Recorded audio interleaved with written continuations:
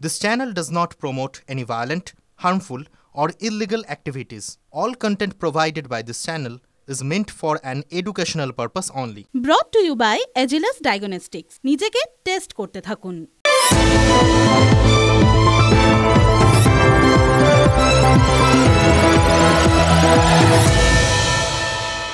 আজ 10ই ডিসেম্বর, খেয়াল রাখুন, চারপাশে ভালো করে দেখুন, যেখানে আছেন সেখানেই থাকার কথা তো। চারপাশটা যেরকম আছে সেরকমই থাকার কথা তো। কারণ আজকেই তো বাংলাদেশের কলকাতা দখল করে নেওয়ার কথা ছিল। গত শনিবার ওই ঢাকায় একটা মিছিল থেকে বাংলাদেশের এক প্রাক্তন সেনাকর্তা তো বলেছিলেন যে 4 দিনের মধ্যে কলকাতাটা দখল করে নেবেন। হয়ে গেল 4 দিন। তাহলে আজকে আমরা কি স্বাধীন আছি? মানে আমরা এখন বাংলাদেশের আন্ডারে না ভারতের আন্ডারে? একটু ভেবে দেখুন তো।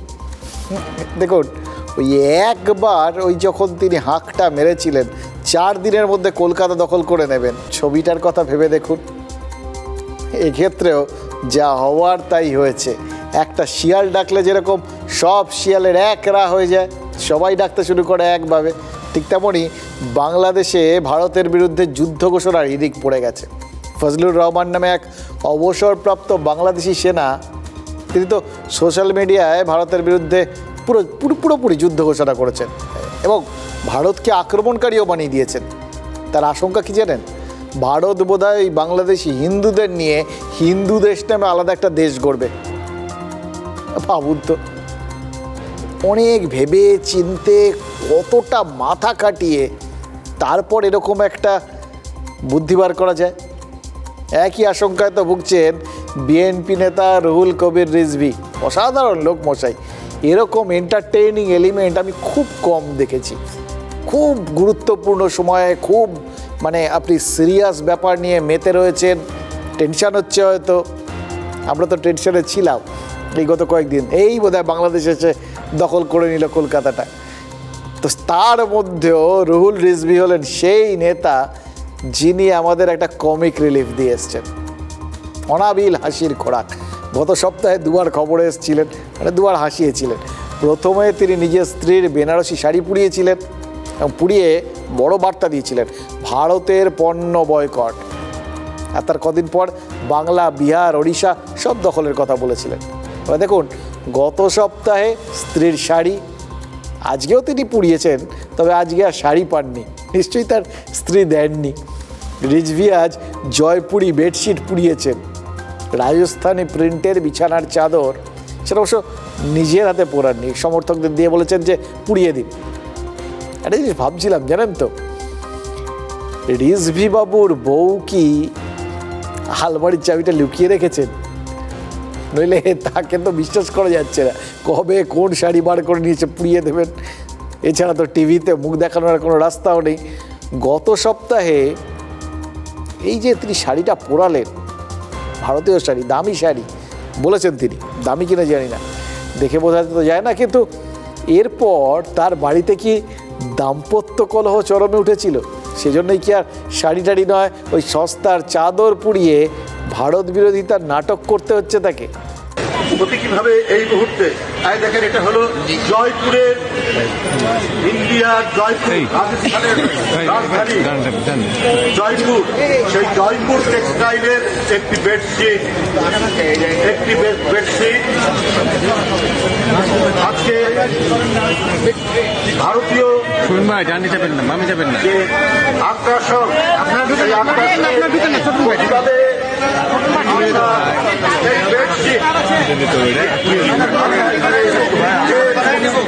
আপনারা ঢুকেন না। হ্যালো ভাই,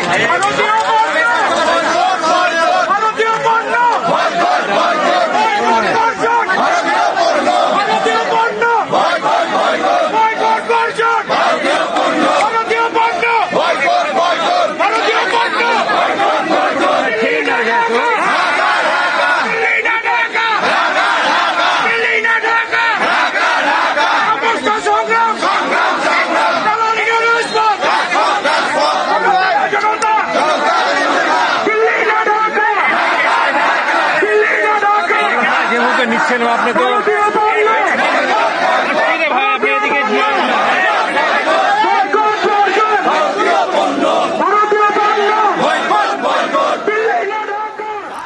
রিজভির কিন্তু ডেডিকেশন আছে, যাই বলুন। ওই ধরুন যদি আলমারি ঠালমারিতে তালা পড়ে গিয়ে থাকে তাহলে আর কিছু না পেয়ে বিছনার চাদরটা তুলে নিয়ে চলে এসছেন, ছাড়েননি, পোড়াতে হবে কিছু, ভারতীয় পণ্য বয়কট বলে কথা। একটা জিনিস মনে হচ্ছিল জানেন তো, প্রথমে শাড়ি আর পরেই বিছনার চাদর, এটা পুড়িয়ে কিন্তু রিজভি একটা জিনিস প্রমাণ করে দিয়েছেন, ওই তাদের পরনের কাপড় থেকে শোয়ার বিছনার চাদর, মানে দৈনন্দিন ব্যবহারের যাবতীয় জিনিসপত্র সব কিছুই মেড ইন ইন্ডিয়া। ওর বাড়িতে আর কি কি আছে বলুন তো? বাংলাদেশ যদি স্বাবলম্বী হতো তাহলে তো আজ এভাবে ভারতের চাদর বা শাড়ি পোড়াতে হতো না, এভাবে নিজেদের যে একটা বড় মুখাপেক্ষী হয়ে থাকা, নিজেদের যে দুর্বলতা সেটা কীভাবে প্রকাশ করে, বোকা লোক। আবার তারপরে বলেছেন ছাদে লঙ্কা চাষের মতো বিরাট কাণ্ড কারখানা করতে হবে, মানে শুধু লঙ্কা দিয়ে ডলে ভাত খাবে। এই যদি অবস্থা হয় ভাতটাও বন্ধ হয়ে যাবে। কেন বলছি একটু পরে বুঝবেন। কাজে এইভাবে বাড়ির থেকে একটার পর একটা শাড়ি চাদরে রিজভি কী করছে, সমর্থকদের কাছে হাততালি কুড়োচ্ছে। ছোটোবেলা হতো জানেন তো, ওই খেলতে যখন যেতাম সব বড়োরা খেলতো এমনিতে খেলতে নিত না, তা আমরা দেখেছি বাড়ির থেকে বল টল নিয়ে এলে তখন একটু কদর পাওয়া যেত। হয়তো সাইডে দাঁড়া করিয়ে রাখতো, হয়তো ওই বলতো ফুটবল খেলা হচ্ছে, ফুটবল নিয়ে এসেছি, ফুটবলটা নিয়ে নিল, খেললো সবাই, বললো ওই পেছনে গিয়ে গোলে গিয়ে দাঁড়িয়ে যা, খেলতে তো নিল। কিন্তু যখন বলটা ফাটিয়ে বাড়ি ফিরে আসতাম, বাড়িতে যে আড়ং ধোলাই খেতাম না, এই রিজভিকে নিয়েও সেটা মনে হচ্ছে।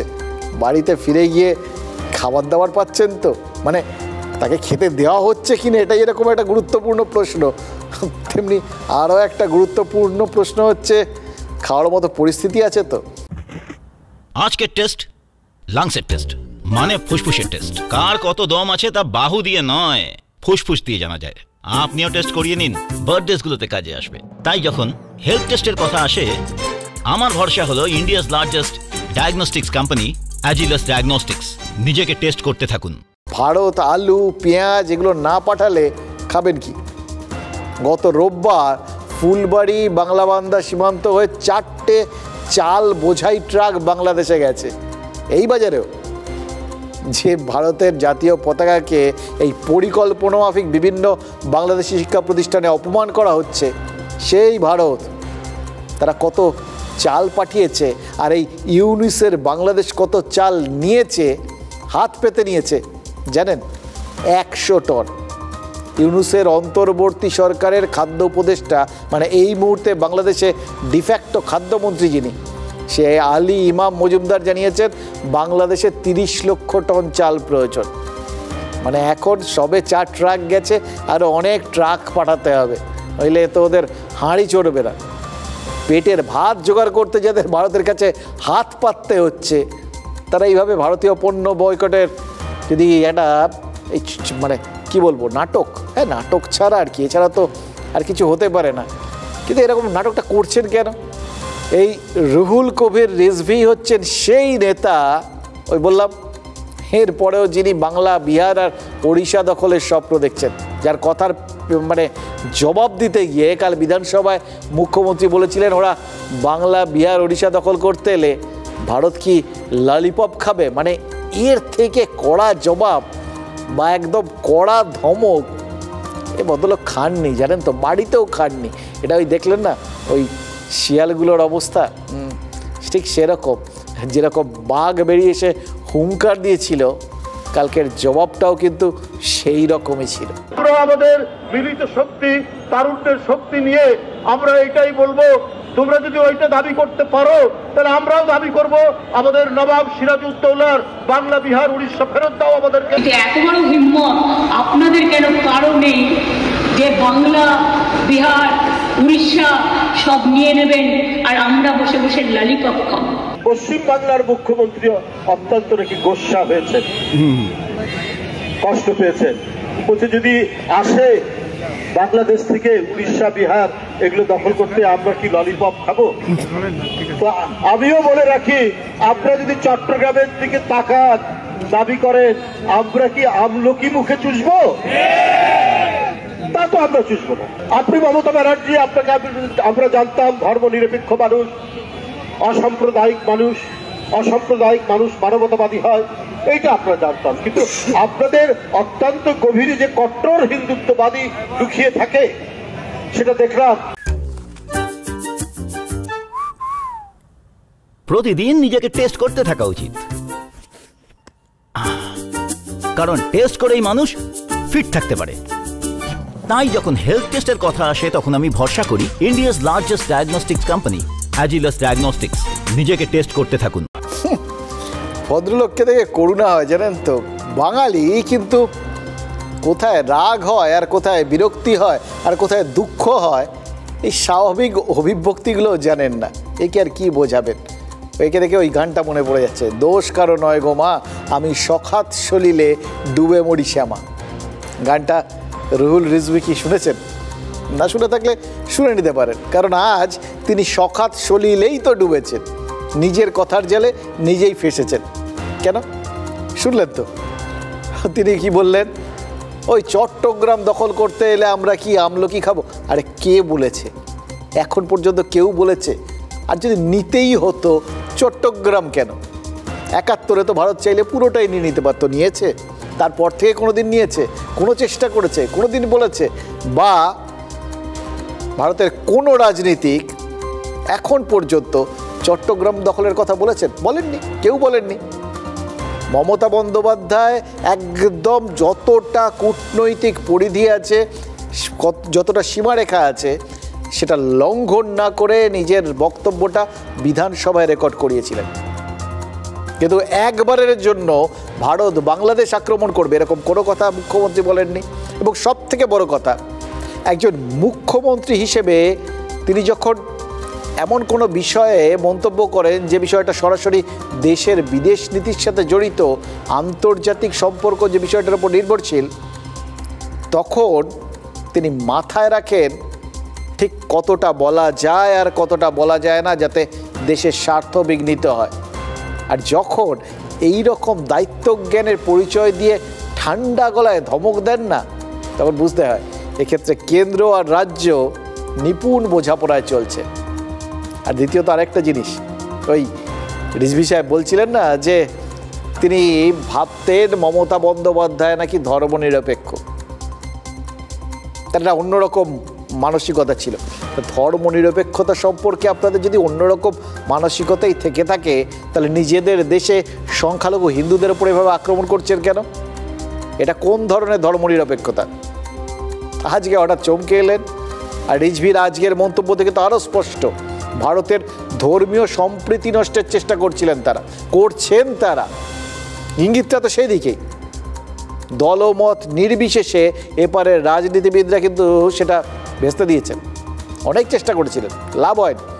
বাংলাদেশের সংখ্যালঘু হিন্দুদের উপর অত্যাচারে মমতা বন্দ্যোপাধ্যায় রিয়্যাক্ট করেছেন, প্রতিক্রিয়া দিয়েছেন, বাংলাদেশের শান্তিরক্ষী বাহিনী পাঠানোর জন্য রাষ্ট্রপুঞ্জে কেন্দ্রকে কথা বলতে অনুরোধ করেছেন, কিন্তু কখনো কখনো তিনি সংবেদনশীলতার সীমারেখাকে অতিক্রম করেননি।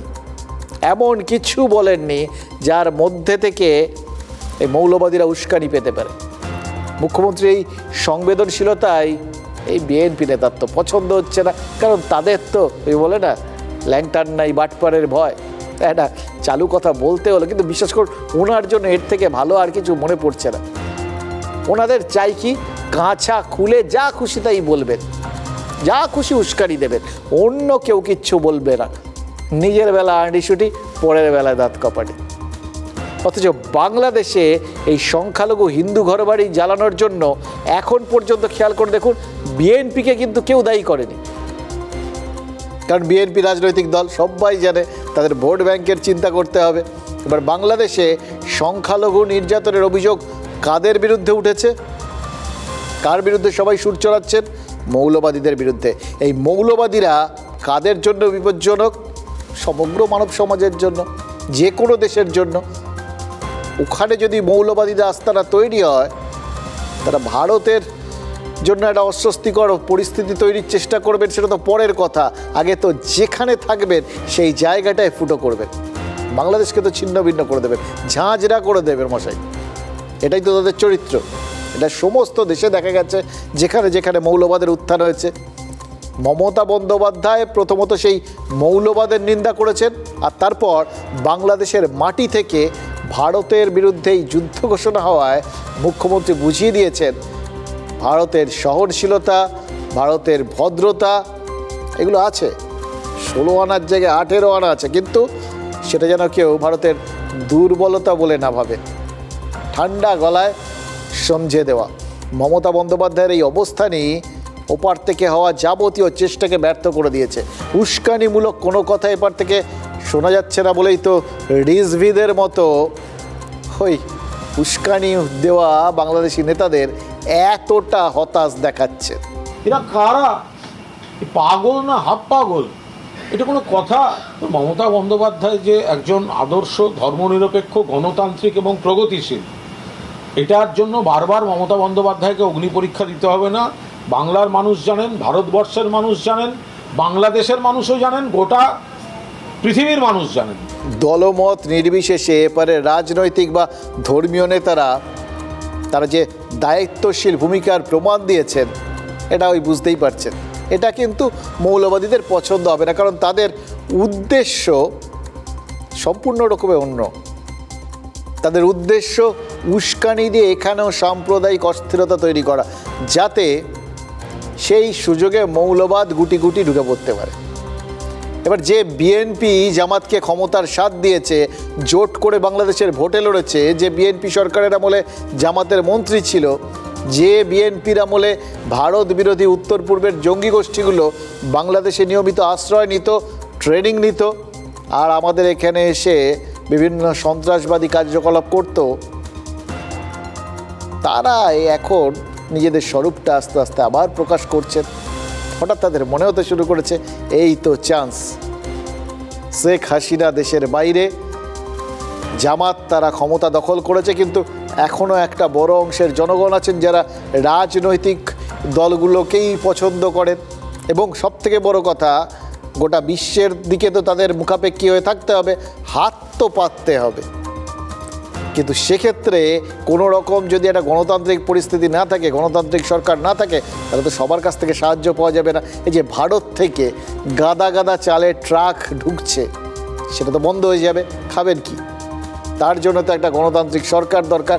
সুতরাং গণতান্ত্রিক ভেগধারী এই বিএনপির নেতাদের এটাই লক্ষ্য, তারা সামনে থাকবেন, পেছনে জামাত। তারা হচ্ছেন মুখ, তারাই হচ্ছেন মুখোশ, একসঙ্গে নিজেদের ইচ্ছে মতো কখনো মুখ হয়ে যান, কখনো মুখোশ। 2003 সালের পর থেকে উলফা নেতা পরেশ বড়ুয়া চট্টগ্রামে ছিলেন দীর্ঘদিন। বিএনপির আমলেই পরেশ বড়ুয়ার মতো উলফা নেতারা বাংলাদেশে যেরকম চায়ের বাগান কিনেছিলেন, তেমনি বাংলাদেশের বিভিন্ন রকম ব্যবসার মধ্যে ঢুকে পড়েছিলেন। জাহাজের ব্যবসা, কাপড়ের ব্যবসা, এমনকি এই সব করে টাকা পয়সা রোজগার করে সেগুলো অস্ত্রের কারবারে সেই টাকাগুলোকে লাগিয়েছিলেন। এই বিএনপি সরকারের আমলেই বাংলাদেশের রাস্তায় ওই মুক্তমনা ব্লগারদের ওপর একের পর এক হামলা হয়েছিল। একটা গণতান্ত্রিক সরকার, একটা রাজনৈতিক শক্তি, তারা কেন মুক্তমনাদের বিরুদ্ধে এরকমভাবে খড়গহস্ত হবে? বুঝতে হবে। তার কারণ এরা আসলে মুক্তমনাদের ভয় পায়, আসলে এরা সামনে রাজনৈতিক চেহারা নিয়ে বসে ভেতরে ভেতরে মৌলবাদী। হাসিনা সরকার আসার পর একদিকে যেরকম ওই মৌলবাদ নিয়ন্ত্রণে এসেছিল, তেমনি সিলেটে আর পার্বত্য চট্টগ্রামে নিয়মিত সেনা অভিযান হয়েছিল। ফলে পরেশ বড়ুয়ার মতো জঙ্গিরা হয় মায়ানমারে পালিয়েছিল, নয়তো মায়ানমার চীন বর্ডারে রুইলির মতো জায়গায় গিয়ে আত্মগোপন করেছিল। মোদ্দা কথা, বাংলাদেশের মাটিকে ব্যবহার করে ভারতের বিরুদ্ধে যে নাশকতামূলক কাজকর্ম, যে সন্ত্রাসবাদী কার্যকলাপ, সেগুলো সব বন্ধ হয়ে গেছিল। গোয়েন্দা রিপোর্ট কি বলছে জানেন? শেখ হাসিনা বাংলাদেশ ছাড়ার পর, ইউনূসের হাতে ক্ষমতা যাওয়ার পর, ওই সমস্ত ভারত বিরোধী জঙ্গি আবার বাংলাদেশে আশ্রয় নিচ্ছে। মুক্তাঞ্চল করে দিয়েছে তো। বাংলাদেশ যে ভারত বিরোধী জঙ্গিদের লঞ্চিং প্যাড হয়ে উঠতে চায় এবং তার জন্য সমস্ত রকম বন্দোবস্ত তারা তৈরি করছে, সেটা বোঝাতে আরও কিছু কথা আপনাদের বলতে হবে। শুনবেন, কারণ কথাগুলো খুব জরুরি। বুঝতে পারবেন কিভাবে বাংলাদেশকে নিয়ে হাসি ঠাট্টা করাটা আর চলবে না। বুঝতে হবে সেই কথাগুলো যেগুলো আপনারা জানেন আজ না বললেই নয়।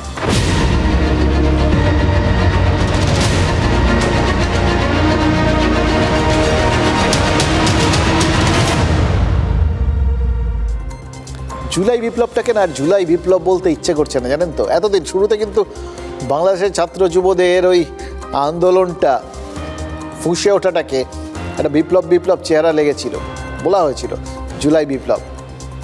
কিন্তু তারপর যত দিন যাচ্ছে মনে হচ্ছিল একটা বিপদগামী, বিপথে চালিত একটা আন্দোলন।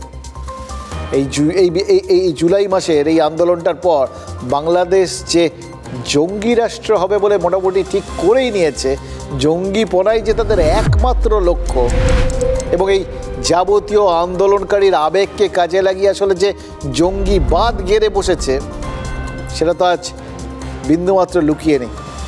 আর সব থেকে বড় কথা কি জানেন, এই যাবতীয় আন্দোলনের পর যে স্বপ্ন নিয়ে আন্দোলনটা হয়েছিল সেটা বাস্তবায়িত করার দায়িত্ব নিয়ে যারা ক্ষমতায় এসেছিলেন, মানে এই মোহাম্মদ ইউনূস অ্যান্ড কো, তারাও তো তাদের ওই জঙ্গি চরিত্রটা চেষ্টা করেও লুকাতে পারছেন না।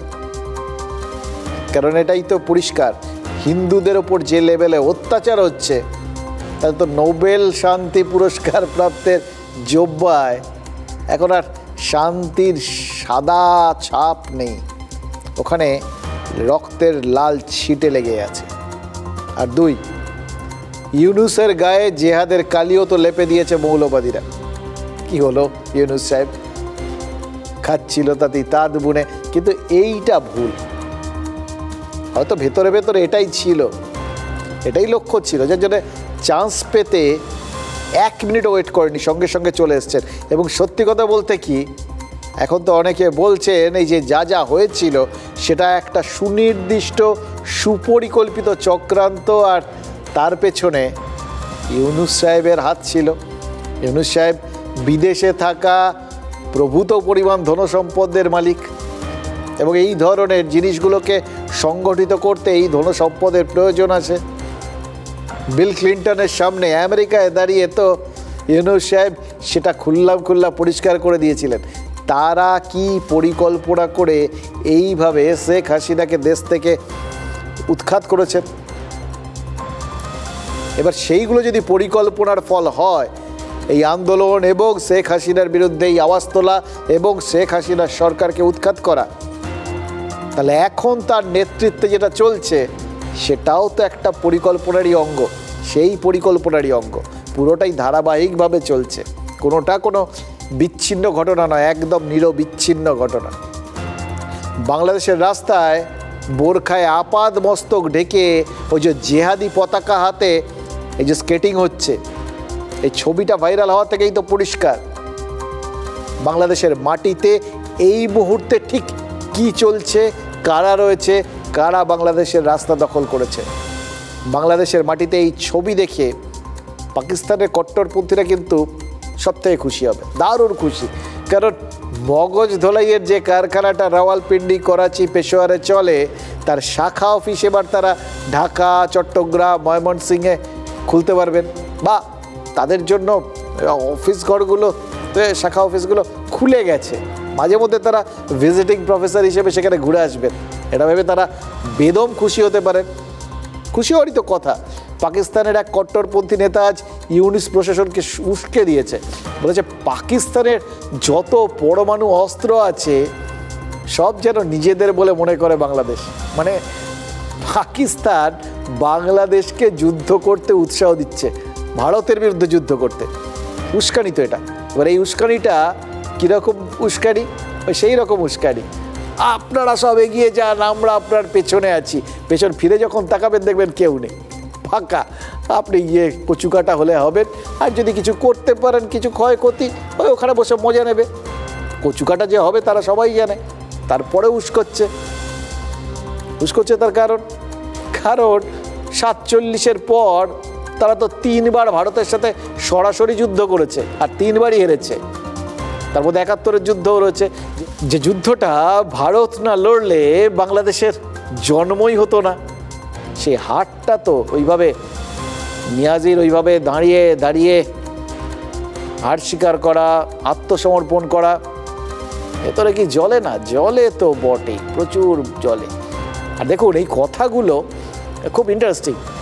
এই যে আমাদের পারমাণবিক অস্ত্রকে সব নিজেদের মনে করো, কে কার অস্ত্র কে দেবে, কাকে দেবে, সব দিয়ে দিলেই হলো আর কি। সবাই সব কিছু নিজের মতো করে নিচ্ছে। এবার ঠিক একইভাবে হয়তো ফের একবার বাংলাদেশকেও পাকিস্তান নিজের করে নেবে, টের পাবে তখন কে কার নিজের হয়ে গেছে। আর বাংলাদেশের মানুষের প্রতি পাকিস্তানের এমনিতে যেরকম কোনো প্রেম প্রীতি থাকার কথা না, বরঞ্চ রাগ থাকার কথা। কারণ বাংলাদেশের সেই লড়াইটা, সেটা তো ভারতের কাছে তাদের আরেকবার হাড়ের ভিত তৈরি করে দিয়েছিল, রাস্তাটা পরিষ্কার করে দিয়েছিল। আর একইভাবে বাংলাদেশের মানুষেরও তো পাকিস্তানের প্রতি কোনো প্রেম প্রীতি থাকার কথা না। পরপর বাড়িতে যে নৃশংস অত্যাচার চালিয়েছিল, যেখানে পুরুষ মহিলা কেউ ছাড় পায়নি, সেই সময়টা বাংলাদেশ ভুলে গেছে? ভোলার কথা নয় তো, ভেতরে ভেতরে আছে, কিন্তু অন্য স্বার্থ বড় হয়ে দাঁড়িয়েছে। এবার আপনারা সবাই অবাক হতে পারেন যে সেই অবস্থান থেকে দুটো দেশই সরে আসছে কেন। এটাকে বলে কি জানেন তো? Strategic alliance. আর দুটোর মধ্যে একটা কমন জিনিস, সেটা হচ্ছে মৌলবাদের উত্থান।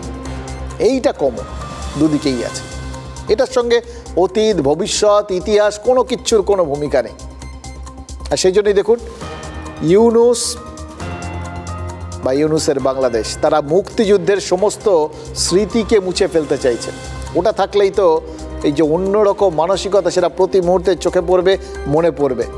শেখ হাসিনাকে বাংলাদেশ ছাড়তে বাধ্য করার পর বাংলাদেশ জুড়ে বঙ্গবন্ধুর মূর্তি ভাঙা হয়েছে, গণভবন, বঙ্গবন্ধু মিউজিয়াম, সব জায়গায় হামলা হয়েছে। এগুলো তো গোটা বিশ্ব দেখেছে, আমরাও দেখেছি। আজ জানতে পেরেছি বাংলাদেশ বঙ্গবন্ধুর স্মৃতি মুছে ফেলতে আরও একটা পদক্ষেপ করেছে। 2020 সালে মুজিবুর রহমানের জয় বাংলা স্লোগানকে বাংলাদেশের জাতীয় স্লোগানের স্বীকৃতি দিয়েছিল ঢাকা হাইকোর্ট, যার বিরুদ্ধে বাংলাদেশের সুপ্রিম কোর্টে গিয়েছিল এই বর্তমান তত্ত্বাবধায়ক সরকার। ভাবুন, নিজেদের কৃতিত্ব, নিজেদের ঐতিহ্য, নিজেদের গর্বের বিরুদ্ধে, বা নিজেদের গর্ব খর্ব করতে বলতে পারেন, সুপ্রিম কোর্টে গেছে এই ইউনূস সরকার। আর বাংলাদেশের সুপ্রিম কোর্ট হাইকোর্টে সেই নির্দেশকে খারিজ করে দিয়েছে। অর্থাৎ আজকের পর থেকে জয় বাংলা আর বাংলাদেশের জাতীয় স্লোগান থাকছে না। মানে মুক্তিযুদ্ধ মুছে দেওয়ার ক্ষেত্রে যাবতীয় যা যা করার, সেগুলো সব করা কমপ্লিট। মুক্তিযুদ্ধ তো হয়নি। মুক্তিযুদ্ধ যদি না হয়ে থাকে, তাহলে ভারতের ওই সমর্থন পাওয়ার ব্যাপারটা, ভারতের কাছে কৃতজ্ঞতা থাকার ব্যাপারটাই আর থাকে না। ওই কৃতজ্ঞতা না দেখালেও চলবে, তাই জন্য পুরো দস্তুর অকৃতজ্ঞ হওয়া চলে। আর মুক্তিযুদ্ধটা যদি নাই ঘটে থাকে, তাহলে ওই যে পাকিস্তানের অত্যাচার, নৃশংস অত্যাচার, হাজার হাজার বাঙালিকে কতল করা, আর হাজার হাজার বাঙালি মা বোনেদের সম্ভ্রমহানি করা, সেগুলো তো ঘটেনি বলে দেওয়া যাবে। এটাই কি চাইছে মোহাম্মদ ইউনূস আর তার উপদেষ্টা মণ্ডলী? নাহলে এই কাজগুলো কেন করছে? নিজেদের ইচ্ছায় করছে নাকি তাদের দিয়ে কেউ করাচ্ছে? দেখুন, বাংলাদেশে ইউনূসের উপদেষ্টা মণ্ডলীতে যাদের জায়গা হয়েছে, তারা হয় শেখ হাসিনাকে উৎখাত করা ছাত্র আন্দোলনের নেতা, আর নয়তো ঘোষিতভাবে ভারত বিরোধী, যাদের প্রত্যেকের পেছনে মৌলবাদের সমর্থন রয়েছে, যাদের মৌলবাদের সাথে প্রত্যক্ষ যোগাযোগ রয়েছে। বাংলাদেশের তত্ত্বাবধায়ক সরকার যে আসলে মৌলবাদের পুতুল, আসলে যে জঙ্গি রাষ্ট্রের সমর্থক, এটা বুঝেই তার মানে পাকিস্তান ওই পরমাণু অস্ত্র ভাগাভাগি করার প্রস্তাব দিচ্ছে। সেই বাঘের গল্প জানেন তো, যে বাঘ নিজে চুপচাপ করে বসে থাকতো আর ওই শেয়ালকে বলতো, যা তো কিছু বয়স হয়েছে আমার, একটু দু চারটে ধরে নিয়ে আয়, শিকার ধরে নিয়ে আয়, তোকে দেবো। শিয়াল লোকজনকে ভুলিয়ে ভালিয়ে নিয়ে আসতো। হ্যাঁ, বাঘ কী করতো? তাদের মেরে তো খেতই, আলটিমেটলি শিয়ালটাকেও এক থাপ্পড়ে মেরে দিত। বাংলাদেশের অবস্থা তাই, আর পাকিস্তানের মানসিকতা তাই। কার অস্ত্র কি কাকে দেয়? হ্যাঁ, গত 4 মাসে দুবার পাকিস্তানের জাহাজ চট্টগ্রাম বন্দরে নোঙর করেছে। এই এখন তো বলে দিয়েছে ইউনূস সরকার যে কিছু খুঁজে খাজে দেখা হবে না, যে পাকিস্তান থেকে যে জাহাজ আসবে তাকে ঢুকতে দেওয়া হবে। এবার কন্টেনার ভর্তি জাহাজে কি ছিল? বাংলাদেশ বলছে তারা পাকিস্তান থেকে চিনি আমদানি করেছে। এবার বলুন তো, বললেই হলো, পাকিস্তান কি চিনি আমদানি উৎপাদন করে? যদি চিনি উৎপাদন করত, গত বছর ভারতকে ওই পাকিস্তানকে 5 লক্ষ মেট্রিক টন চিনি পাঠাতে হতো না। পাকিস্তানে যা চিনি যায় সব ভারত থেকে। আর এবছর পাকিস্তান বাংলাদেশকে নাকি 25,000 টন চিনি দিয়েছে। এলো কোত্থেকে সেই চিনিগুলো? অর্থাৎ ভারতের চিনি ভারত থেকে কিনে বাংলাদেশকে বিক্রি করে সহানুভূতি দেখাচ্ছে পাকিস্তান। মাঝখান থেকে ওই বললাম না, ভারতীয় মাল ওখানে বেচে ব্যবসা করছে, টাকা পয়সা যা নেওয়ার নিয়ে নিচ্ছে মিডলম্যান হিসেবে, সেটা নাকি আলটিমেটলি সাহায্য করা হচ্ছে। আচ্ছা, আলটিমেটলি এটা যদি হয় তাহলে ভারতের ব্যবসাটাই তো আর একটু বাড়িয়ে দিচ্ছে পাকিস্তান, এটাও কিন্তু ঘটনা। এবং ভাবুন, ভারতের ব্যবসা বাড়ানোর জন্য প্রকারান্তরে সাহায্য করা করছে না বাংলাদেশ। এই চিনিগুলো তো ভারতীয় চিনি, এটা জানলে কি আর মোহাম্মদ ইউনূসের গলা দিয়ে ওই চিনিগুলো নামবে? ওসব বলা যায় না। চিনির শরবত তাদের চিরতার মতো তেতো লাগলেও লাগতে পারে, কিন্তু নাও লাগতে পারে, কারণ ওই চালগুলো তো ভারত থেকেই যাচ্ছে। সবই যদি তেতো লাগতে শুরু করে, খাবে কি? অবশ্য বাংলাদেশ শুধু নিচ্ছে বললে ভুল হবে, বাংলাদেশ দিচ্ছেও। পাকিস্তানি গায়ক রাহাত ফতে আলী খানকে আদর করে, জামাই আদর করে ডেকে আনা হচ্ছে ঢাকায়। এবার ভাবুন, যে দেশের মানুষ, সাধারণ মানুষ, তাদের এখন নুন আনতে পান্তা ফুরানোর দশা, যেখানে বাজার দর আকাশ ছুঁয়েছে, মানুষজন একটুখানি বাজার করতে হিমশিম খাচ্ছে। আপনাদের শুনেছিলাম বক্তব্যগুলো, একের পর এক সাধারণ মানুষ বলছেন যে খাবো কি, এই দাম, তারপর নিজেদের চিকিৎসা, ছেলেমেয়ের পড়াশুনো চালাবো কি করে, সংসার চালানোটাই তো দায় হয়ে যাচ্ছে। সেই ঢাকায় রাহাত ফতে আলী খানের অনুষ্ঠানের টিকিটের দাম কত রাখা হচ্ছে জানেন? 10,000 টাকা। বলা হচ্ছে যে পাকিস্তানি গায়কের এই জনপ্রিয় গানগুলো শোনার জন্য নাকি বাংলাদেশি দর্শক উৎসুক হয়ে আছে। থাকুক, যদি সরকার মনে থাকে সরকারের ইচ্ছায় কর্ম। ধরে নিচ্ছি যে পেটে খিদে থাকলেও মুখে গুনগুন করে গান গাইতে গাইতে সব বাংলাদেশিরা ওই রাহাত ফতে আলী খানের গান শুনতে যাবেন। বাংলাদেশের বিভিন্ন সংবাদপত্রে রাহাত ফতে আলী খান যে গানগুলো গাইবেন তার তালিকা ফালিকা সব বেরিয়ে গেছে। এবার এইখানেই না অ্যাকচুয়ালি সুরটা কেটে যাওয়ার কথা, ছন্দপতন। তার কারণ কি জানেন? হাসিও পাবে আপনাদের শুনলে, যে লিস্ট বেরিয়েছে তার সবই তো প্রায় বলিউডি গান, মানে হিন্দি সিনেমার গান। অর্থাৎ যে বাংলাদেশের ভারতীয় শাড়ি বা চাদর পোড়ানোর ইচ্ছে হচ্ছে, সেই বাংলাদেশকেই আবার হাজার হাজার টাকা দিয়ে পাকিস্তানি গায়ককে ডেকে এনে ভারতের গান শুনতে হচ্ছে। এবার বিনিময়ে ভারত কি পাচ্ছে? হ্যাঁ, এইসবের বিনিময়ে ভারত কিছু কিছু পাচ্ছে, বাংলাদেশ পাঠাচ্ছে। এই যে এনআইএ এর প্রধান রাজ্য পুলিশের ডিজির সঙ্গে বৈঠক করে গেছেন না কয়েকদিন আগে, কেন করেছেন জানেন? এনআইএ আর রাজ্য পুলিশের বৈঠকের মূল এজেন্ডাই ছিল সীমান্তে অনুপ্রবেশ আটকানোর জন্য ব্যবস্থা করা। কারণ এই রকম পরিস্থিতিতে বহু ধরনের লোকজনকে এদেশে ঢুকিয়ে দেওয়ার চক্রান্ত চলছে। কেন্দ্র রাজ্য যখন জাতীয় নিরাপত্তার স্বার্থে সমস্ত রকম দ্বিধা ভুলে একজোট হচ্ছে, তখনই তো জানা যাচ্ছে যে কয়েক মাস আগে মালদার মেহেদিপুরের ওই উন্মুক্ত সীমান্ত দিয়ে ভারতে ঢুকেছিল 2 বাংলাদেশি জঙ্গি। রাজশাহীর বাসিন্দা ওই 2 যুবকের মধ্যে একজন রাজশাহী বিশ্ববিদ্যালয়ের ছাত্র, আর আরেকজন সেও বেশ নামি দামি জঙ্গি। এবার ভাবুন, বিশ্ববিদ্যালয়ে যারা জঙ্গি তৈরি করছে সেই বাংলাদেশ রাজ্যে, তার মানে টেররিস্ট মডিউল তৈরি করতে চাইছে, নইলে আর 2জন জঙ্গিকে পাঠাবে কেন? সেজন্যই তো জঙ্গি গোষ্ঠী হিজবুত তাহরিরের ওই 2 সদস্যকে মালদায় পাঠানো হয়েছিল। এবার এই হিজবুত তাহরিরের বা ধরুন বাকি যে জঙ্গি গোষ্ঠীগুলো, জামাতুল মুজাহিদিন বা আনসারুল্লাহ বাংলা, এই সমস্ত দলগুলোর মানে জঙ্গি গোষ্ঠীগুলোর সদস্যদের সদ্য কিন্তু জেল থেকে মুক্তি দিয়েছেন মোহাম্মদ ইউনূস। কেন মুক্তি দিয়েছেন সেটা নিয়ে সবাই খুব দ্বন্দ্বে ছিলেন। এবার এখন বোঝা যাচ্ছে তো কেন এদের ছাড়া হয়েছে, কি কাজের জন্য ছাড়া হয়েছে। ছাড়া হয়েছে উপহার হিসেবে ভারতে পাঠানো হবে বলে। রাজশাহী থেকে ভারতে আসা এই দুই হিজবুত জঙ্গি মালদার বৈষ্ণবনগরে বেশ কিছুদিন ছিল, সেখান থেকে তারা গেছিল ধুলিয়ানে। এই দুই জায়গাতেই তারা বেশ কিছু স্থানীয় যুবকের সঙ্গে বৈঠক করেছে। গোয়েন্দাদের সন্দেহ কি জানেন, এই দুই বাংলাদেশি জঙ্গি ইতিমধ্যে হয়তো আবার সীমান্ত পেরিয়ে পালিয়েও গেছে, কিন্তু আসলে তারা যে কাজে এসছিল সেটা তারা করে গেছে। এ রাজ্যের ওই যুবকদের মগজ ধোলাই করে গেছে।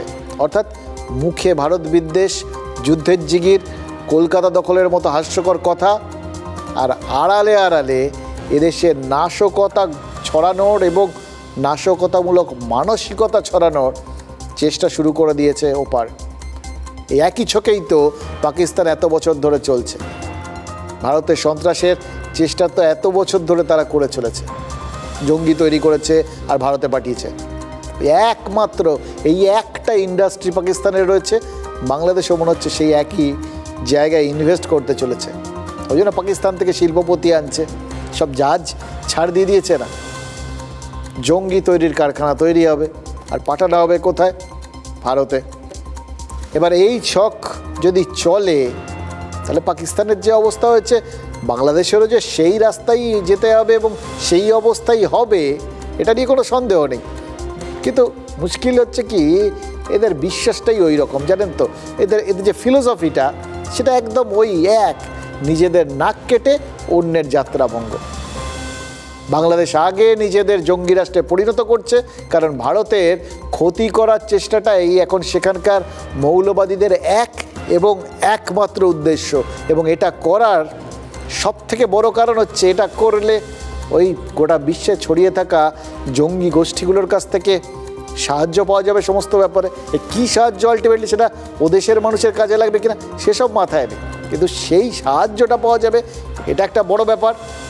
আর দ্বিতীয়ত, সবাইকে যদি একটা এই মৌলবাদী বানিয়ে দেওয়া যায়, এই মৌলবাদী জঙ্গি মানসিকতাটা যদি সাধারণ মানুষের মধ্যে ঢুকিয়ে দেওয়া যায়, তাহলে তারা তো অনেক ধ্বংসাত্মক কাজকর্মের জন্য মানসিকভাবে সারাক্ষণ উদ্গ্রীব হয়ে থাকবে। এ দেশের যে সাধারণ সমস্যাগুলো বা দেশকে এগিয়ে নিয়ে যাওয়ার জন্য যা যা প্রয়োজন, দৈনন্দিন চাহিদা, এই সমস্ত নিয়ে মাথা ঘামানোর সময় কখন পাবে? মৌলবাদ তো এটাই চায়। যদিও সেখানে একটা অন্তর্বর্তী সরকার আছে, কিন্তু Bangladesh is totally under control যারা কট্টর ইসলামিক সংগঠন, হিজাবুল তাহিরি, অমুক তমুক, আরও 3-4টি অর্গানাইজেশন, আল কায়দা, তারা চায় বাংলাদেশকে একটা কট্টর ইসলামিক রাষ্ট্রে পরিবর্তিত করার। দেখুন, যে দুই জঙ্গি সংগঠনের দুই সদস্য মালদায় ঢুকেছিল, সেই হিজবুত তাহরির আর IS পন্থী ইসলামিক সংগঠন, এদের পৃথিবীতে প্রায় 57টা দেশে উপস্থিতি আছে। বাংলাদেশ এবং পাকিস্তানের পাশাপাশি ইন্দোনেশিয়ায় এই সংগঠন অত্যন্ত শক্তিশালী। 2022 সালে ভারতে হিজবুতের উপস্থিতি প্রথম টের পাওয়া গেছিল। তামিলনাড়ুর পুলিশ একটা ঘটনার তদন্তে নেমে প্রথম জানতে পারে এই হিজবুতের কথা, আর তারপর এই বছর অগাস্টে স্বরাষ্ট্র মন্ত্রকের বৈঠকে বিভিন্ন কেন্দ্রীয় সংস্থা জানান যে ভারতে হিজবুতের সংগঠন ক্রমশ শক্তপোক্ত হচ্ছে। জেএমবি এবং আল কায়দার ছক অনুসরণ করেই ভারতে তারা ডালপালা ছড়াচ্ছে, এবং এপারে এই সন্ত্রাসের যে একটা শিকড় বিছিয়ে দেওয়া হচ্ছে, এর মদদ যে পাকিস্তান আর বাংলাদেশ থেকে আসছে সেটাও তো আঁচ করেছিলেন গোয়েন্দারা। NIA তদন্তে নেমে 8 জনকে গ্রেফতার করেছিল এবং যাদের প্রত্যেকের সঙ্গে পাকিস্তানের যোগাযোগ পাওয়া গেছিল। আর এবার সামনে এলো বাংলাদেশের মদত। রাজশাহীর বাসিন্দা ওই দুই হিজবুত জঙ্গি ফিরে গেলেও মালদার মুর্শিদাবাদে যে যুবকদের সঙ্গে বৈঠক করেছিল তাদের এখন নজরদারিতে রেখেছেন গোয়েন্দারা। এবার কেন মালদা মুর্শিদাবাদের মতো জেলাকে টার্গেট করেছে হিজবুত? কারণ বাংলাদেশ লাগোয়া জায়গায় যদি সংগঠনটা তৈরি করা যায়, তাহলে বাংলাদেশ থেকে ব্যাকআপ এবং প্রয়োজনে বাংলাদেশের সংগঠন এই দেশে এসে তাদের মাঝে মধ্যে ওই একদম অন হ্যান্ড ট্রেনিং দিয়ে যেতে পারবে। অর্থাৎ যে কোনো পরিকল্পনা রূপায়ণের ক্ষেত্রে সাহায্য দেওয়া যাবে এবং সাহায্য নেওয়াও যাবে। এই একই পথ অনুসরণ করেছিল তো জেএমবি আর আল কায়েদার উপমহাদেশের শাখা। এজন্যই যে জেএমবি খাগড়াগড়কে বেছে নিয়েছিল সেটা তো বোঝা গেছিল ওই বিস্ফোরণের পর। খাগড়াগড় পরবর্তী সময় দেখা গেছিল যে বাংলাদেশ থেকে এই রাজ্যে আশ্রয় পাওয়া শীর্ষ জেএমবি নেতারা তারা ছিলেন এখানে, কিন্তু ওই বিস্ফোরণের পর তারা সব বুঝতে পেরে পালিয়ে গেছিলেন দক্ষিণ ভারতে। মুর্শিদাবাদে আল কায়েদা মডিউল প্রকাশ্যে আসার পর 11 জন গ্রেফতার হয়েছিল। আর সেই একই রাস্তায় যখন হিজবুত বাংলাদেশ হাঁটছে তখন এ রাজ্যে অনুপ্রবেশ বিতর্কটা তো প্রাসঙ্গিকতা ফিরে পাচ্ছে। এটাই রাজনীতির মজা। বৃহত্তর স্বার্থের থেকে কখনো কখনো ক্ষুদ্রতর স্বার্থ বড় হয়ে ওঠে। এবার জাতীয় স্বার্থের প্রয়োজনে তাই কিছু কথা বলতে গিয়েও রাজ্য রাজনীতিকে কিছুতেই দূরে রাখা যায় না। এটাই সব থেকে বড় মুশকিল হচ্ছে এ রাজ্যের রাজনৈতিক নেতাদের। এই যে মুখ্যমন্ত্রী বিএসএফকে জমি দিচ্ছেন না, এই যে মানুষগুলো রোহিঙ্গা ইন্টারন্যাশনাল সব জঙ্গিগুলো বাংলাদেশ থেকে পশ্চিমবঙ্গে ঢুকছে, তারা তো শুধু পশ্চিমবঙ্গে থাকছে না, তারা তো সারা দেশে এই জঙ্গি কার্যকলাপ করছে। আমরা তো যেটা দেখতে পাচ্ছি, যেখান থেকে যাকে ধরা হচ্ছে সে বলছে আমি তো পশ্চিমবঙ্গ থেকে এসেছি। তাই মুখ্যমন্ত্রী মমতা বন্দ্যোপাধ্যায় এত স্বার্থপর যে নিজেই শুধু চেয়ারে থাকার জন্য পশ্চিমবঙ্গের মানুষের জীবনটাকে উনি মানে ক্রাইসিসে দিচ্ছেন। বাংলাদেশ থেকে যদি জঙ্গি মানসিকতার কেউ গত 4 মাসে ঢুকে থাকেন, তার জন্য দায়ী দিল্লির সরকার, কেন্দ্রের সরকার, বিএসএফ, সীমান্ত রক্ষী এজেন্সিগুলো। এবার তারা ঢুকে খারাপ কাজ করবে না, আলু কাবলি খাবে না ফুচকা খাবে, সেটা তো তার পরে খবর পেলে ধরা যাবে।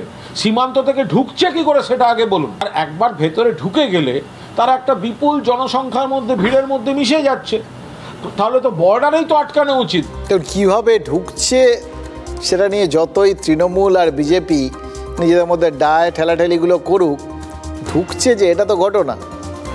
প্রশ্ন হচ্ছে বাংলাদেশ যদি এইভাবে আমাদের এখানে অস্থিরতাটা সৃষ্টি করার চেষ্টা করে, তাহলে তো আমাদের ওই যাবতীয় দ্বিধাগুলো বা দ্বন্দ্বগুলোকে মিটিয়ে, কেন্দ্র রাজ্য যে দ্বন্দ্ব সেটাকে মিটিয়ে ঠিক যেভাবে একমুখী হয়ে এই বাংলাদেশ প্রশ্নে তাদের বক্তব্যগুলো রাখছেন, ঠিক একইভাবে তো উদ্যোগী হয়ে সীমান্তটাকে লক্ষ্য করে দেওয়া প্রয়োজন। বা যদি ওই সীমান্তটা তো বিরাট এবং বিভিন্ন রকম জায়গা রয়েছে যেখানে সত্যি সত্যি ওইভাবে কাঁটাতারের বেড়া দেওয়া সম্ভব নয়। যদি ঢুকেও আসে, তাদের নিজেদের পারস্পরিক বোঝাপড়ার ভিত্তিতে এরকম একটা নেটওয়ার্ক পাল্টা তো তৈরি করা দরকার, যাতে যে কেউ যদি ভেতরে ঢুকে আসেন তারপরেও তাদের চট জলদি ধরে ফেরা যাবে। হ্যাঁ, এবার একটা উল্টো প্রশ্ন আছে।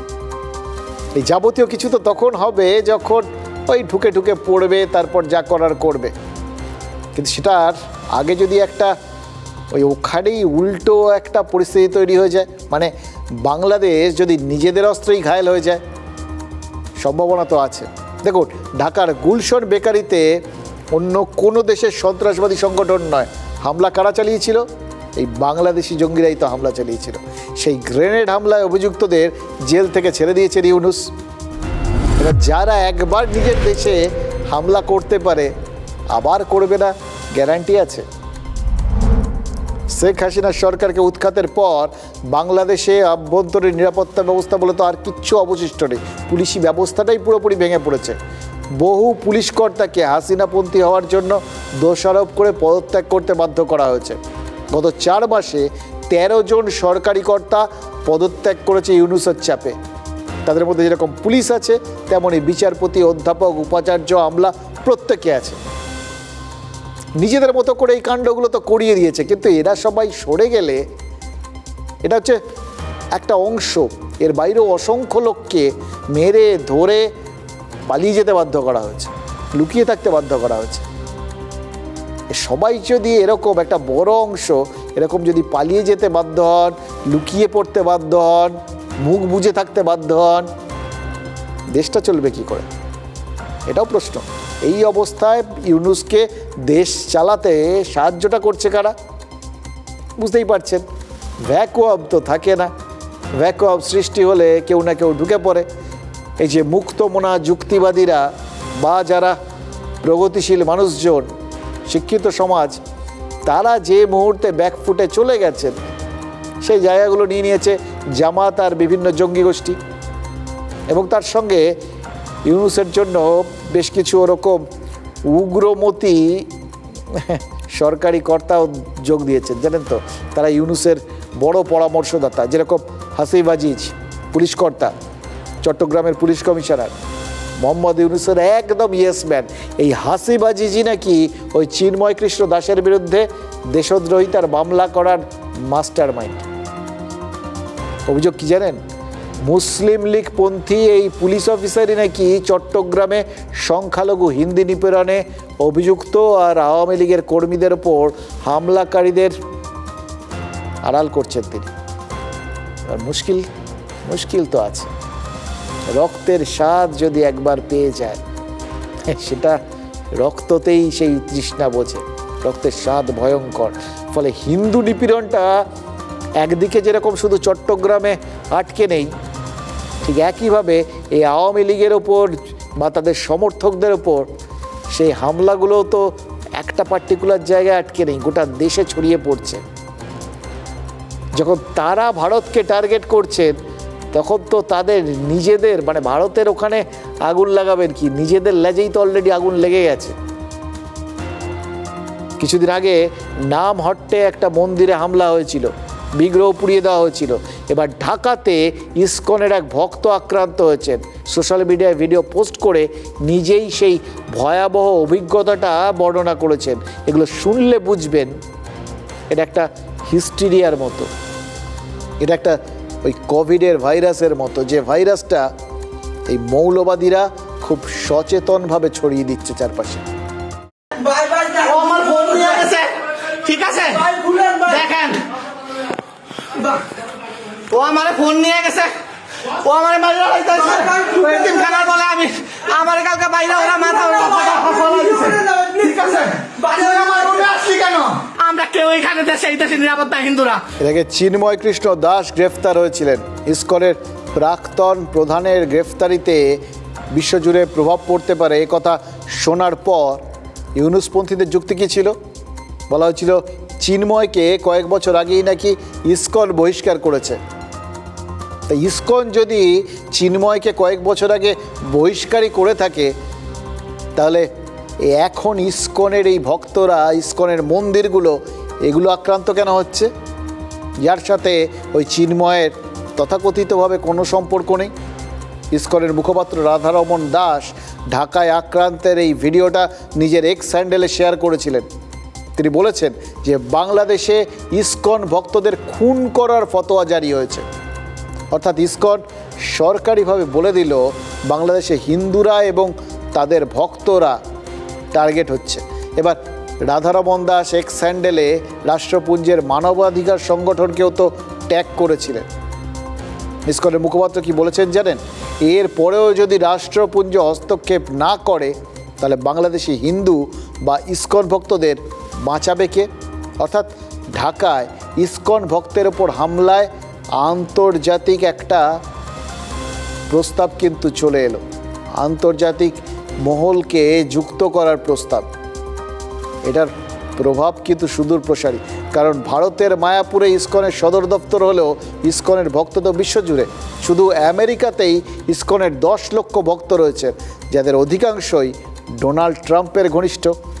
সেই ডোনাল্ড ট্রাম্প যাকে হারাতে মোটা টাকা চাঁদা দিয়েছিলেন মোহাম্মদ ইউনূস, সেই মোহাম্মদ ইউনূস যিনি এখন বাংলাদেশেই তত্ত্বাবধায়ক সরকারটা চালাচ্ছেন, যার নেতৃত্বাধীন সরকার ইসকনকে বাংলাদেশে নিষিদ্ধ করার কথা ভাবছে। ঢাকা হাইকোর্ট এই বিষয়ে কোনো নির্দেশ দিতে না চাওয়ায় সিদ্ধান্তটা এখনও কার্যকর হয়নি, কিন্তু পরিকল্পনাটা ডাস্টবিনে ফেলে দেননি ইউনূস। সেজন্যই বাংলাদেশের বিভিন্ন উলেমা অবিলম্বে ইসকনকে নিষিদ্ধ করার দাবিতে চাপ বাড়াচ্ছে। আর ঢাকায় আক্রান্ত হচ্ছেন ইসকন ভক্ত সংখ্যালঘু হিন্দুরা।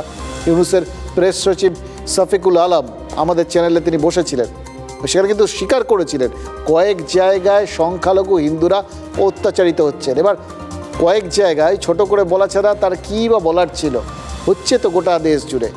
আজ সেই শফিকুল আলম কি বলেছেন জানেন? বলেছেন 5ই আগস্টের পর থেকে 22শে অক্টোবর পর্যন্ত সংখ্যালঘুদের ওপর হামলায় 88টা মামলা হয়েছে, 70 জন নাকি গ্রেফতার হয়েছে। ভাবা যায় 3 মাসে 88টা মামলা, মানে প্রত্যেক দিন বাংলাদেশে কোথাও না কোথাও হামলার শিকার হয়েছেন সংখ্যালঘুরা। এই তথ্যই তো বলে দিচ্ছে সংখ্যালঘুরা বাংলাদেশে কেমন আছে। বাংলাদেশের বাসিন্দা এক মহিলা আমাদের জানিয়েছিলেন যে ভয়ে তিনি সিঁদুর পর্যন্ত পড়তে পারছেন না, পাছে পরিচয়টা প্রকাশ হয়ে যায়, তার ধর্ম প্রকাশ হয়ে যায়। কোন অবস্থায় গেলে সংখ্যালঘুরা এভাবে পরিচয় লুকোনোর কথা ভাবেন, বুঝতে পারছেন আপনারা? যারা মৌলবাদী ফান্ডামেন্টালিস্ট আছে বাংলাদেশে, ওটা ইসকনকে একদম টার্গেট করে রেখেছে। এত বড় হিউম্যান রাইট ভায়োলেশন হচ্ছে বাংলাদেশে, ওখানে এটাও দেখছে কি কীরকম ওপেন কল ফর জেনোসাইড দেওয়া হচ্ছে। ওপেনলি বলা হচ্ছে কি ইসকন আর ইসকনকে যারা সমর্থন করে ওরা ক্যান্সারের মতন, ওদেরকে কেটে আলাদা করে দিতে হবে। কেউ যদি ইউনাইটেড নেশন হিউম্যান রাইট সংজ্ঞান এসব যেটা হচ্ছে ওটা সংজ্ঞান না নেবে, তাহলে তো খুব দুঃখের কথা। রাস্তাঘাটে বেরোতে কিসের ভয়? একটু বার হই আর কি, বেরো হই আমরা, তবু একটু আতঙ্ক থাকছে। মানে সিঁদুর পরা আছে বলে মার্কিং হয়ে যায়? হয়। হ্যাঁ, তাতে কি হয়? হিন্দু মানুষ আমরা অত্যাচার করে।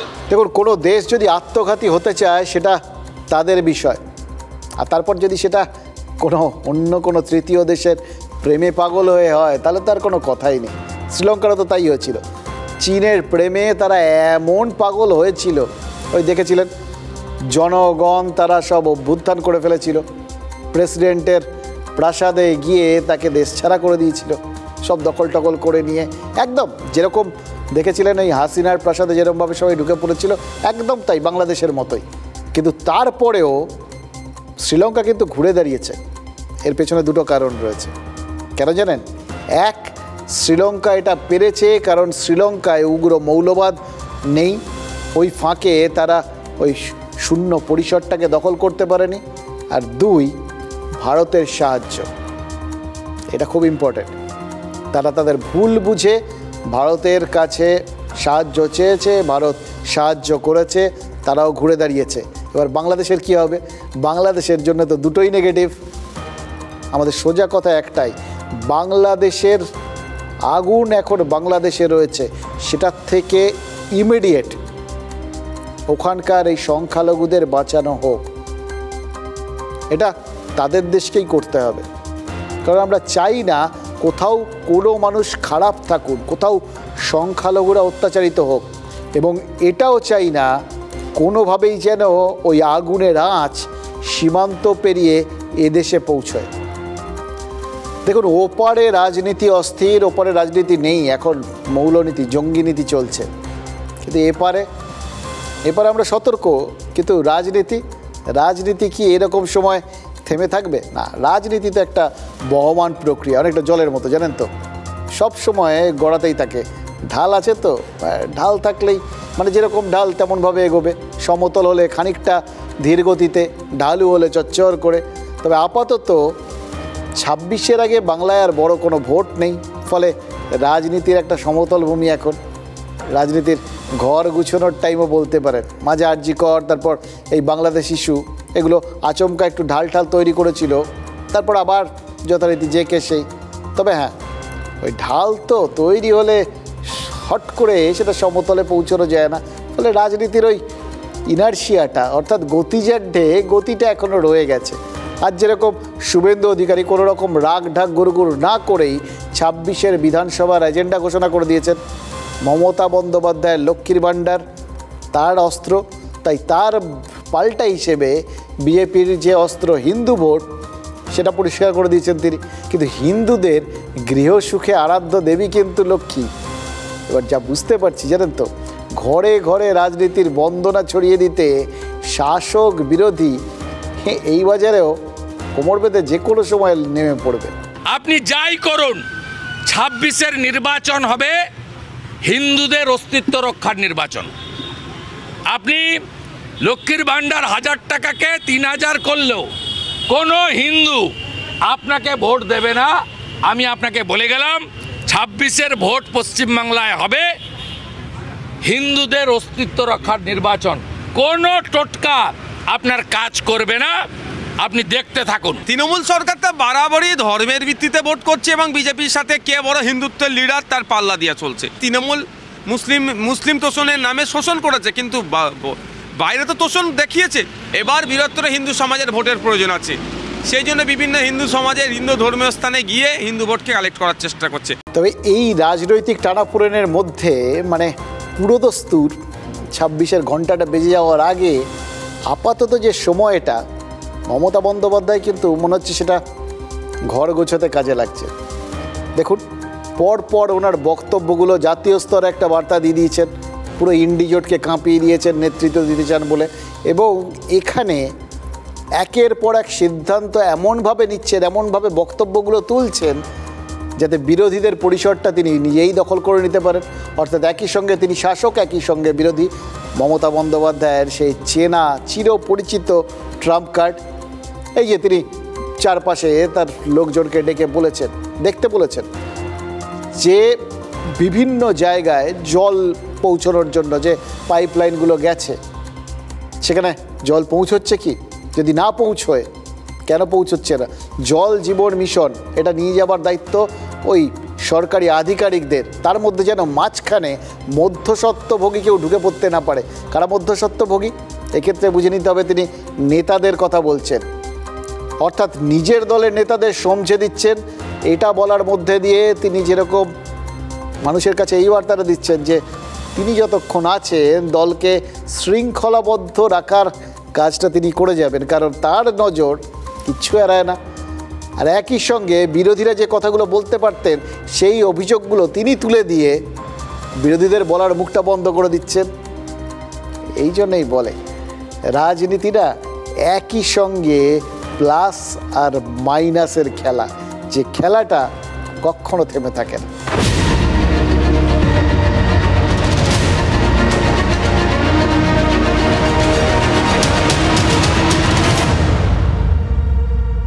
ব্রট to you by Agilus diagnostics. নিজেকে টেস্ট করতে থাকুন।